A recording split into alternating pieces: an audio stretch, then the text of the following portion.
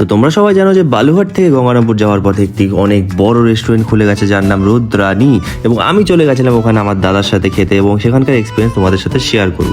এবং আমি চলে এসেছি এই রুদ্রাণী রেসিডেন্সের সামনে, এবং এটি খালি একটি রেস্টুরেন্ট নয়, এর উপরে আছে অনেক বড় হোটেল এবং তার সাথে রেস্টুরেন্ট, যে রেস্টুরেন্টটির নাম ফোক অ্যান্ড ফক।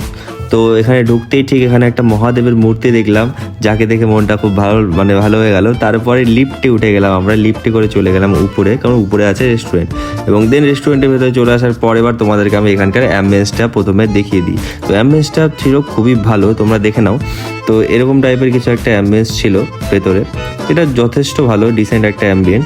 এবং বাইরের যে লুকটা তুমি দেখো, মানে বাইরের যে ভিউটা এত সুন্দর, মানে কি বলবো, দেখো এখান থেকে তোমাদেরকে টেবিলের সাথে বাইরের লুকটা দেখাচ্ছি, বাইরের ভিউটা দেখো তোমরা খালি। এত সুন্দর গ্রামের দৃশ্যের সাথে বসে খাওয়ার একটা আলাদাই মজা বেড়ে যায়, খাবার স্বাদও যেন দ্বিগুণ হয়ে যায়। তো তারপরে আমরা অর্ডার দিয়ে দেওয়ার পালা। তো মেনু বুকটা দেখে বুঝতেই পারছো যে কত ধরনের খাবার যে এখানে আছে। আমি স্পিডে দিয়ে দিচ্ছি, তোমরা সবাই পজ করে দেখে নিও কী কী মেনুতে আছে। প্রচুর বড় মেনু, মানে প্রচুর খাওয়া দাওয়ার অপশন আছে এখানে। তো চলে এলো আমাদের ওয়েলকাম ড্রিঙ্ক, তার সাথে ছিল কি পাপড়ি চাট। এবং পাপড়ি চাটটা আমি খেয়ে দেখি প্রথমে, দেখো আমি অত বেশি খাই না পাপড়ি চাট যদিও, তো আমার নর্মাল লেগেছিল, খুব একটা ভালো আমার লাগেনি পাপড়ি চাটটা। বাট ওদের ড্রিঙ্কটা যে আমি ট্রাই করলাম যথেষ্ট রিফ্রেশিং ছিল এবং খুব ভালো ছিল ড্রিঙ্কটা, মানে বেশ ভালো মজা পেলাম এটা খেয়ে। তো এটা ফ্রি ছিল, এটা কমপ্লিমেন্টারি।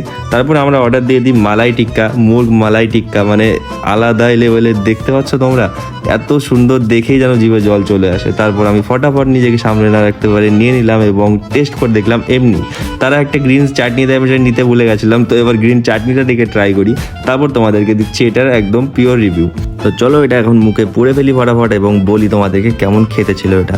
তো আমার হিসেবে এটা টেস্ট ছিল একদম 1 নাম্বার, কিন্তু এটা আরও সেদ্ধ হতে পারতো, আরও ভালো কুক হতে পারতো, একটু শক্ত ছিল। বাট এবার চলে এলো আমাদের নান এবং বাটার চিকেন। এটা ছিল একদম বাটার চিকেনের পিওরেস্ট ফর্ম, কারণ আমি আশেপাশে যত রেস্টুরেন্টে খেয়েছি তো বাটার চিকেনটা কেউ এরকম করে করেনি, কারণ এদের বাটার চিকেনটা একটু অথেন্টিক বাটার চিকেনের মতনই ছিল। এবং এখানে ছিল চিকেন চাংস, বড় বড় বাটানের সে তান্দুরি পিস ছিল না, এটা ছিল চিকেন চাংস, একদম অথেন্টিক বাটার চিকেন, এবং বেশ ভালো ছিল।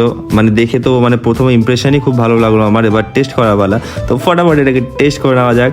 তো আমি নিলাম একটা বড় বাইট এবং মাংস সহ বাইকটি খেয়ে আমার যা মনে হলো যথেষ্ট ভালো বাটার চিকেন, এখানকার বাটার চিকেন, এবং একদম অথেন্টিক টেস্ট সেটাই বাটার চিকেনের হয়, বাইরে খেয়ে আমি যে জানতাম। তো এবার আমি বিরিয়ানির পালা, তো চলে এলো সবার শো স্টপার বিরিয়ানি। তো এবার এখানকার বিরিয়ানি আমি নিয়ে নিয়েছিলাম মটন দম বিরিয়ানি। দেখো আমি চিকেন বিরিয়ানি নিতে পারতাম, কিন্তু আমি এদের কাছে শুনেছিলাম যে এরা কি মটন বিরিয়ানিটাকে পিওর মটন মানে দম দিয়ে মটন বিরিয়ানি করে, নাকি মটনের ঝোল দিয়ে মটন দিয়ে দেয়। কারণ আমি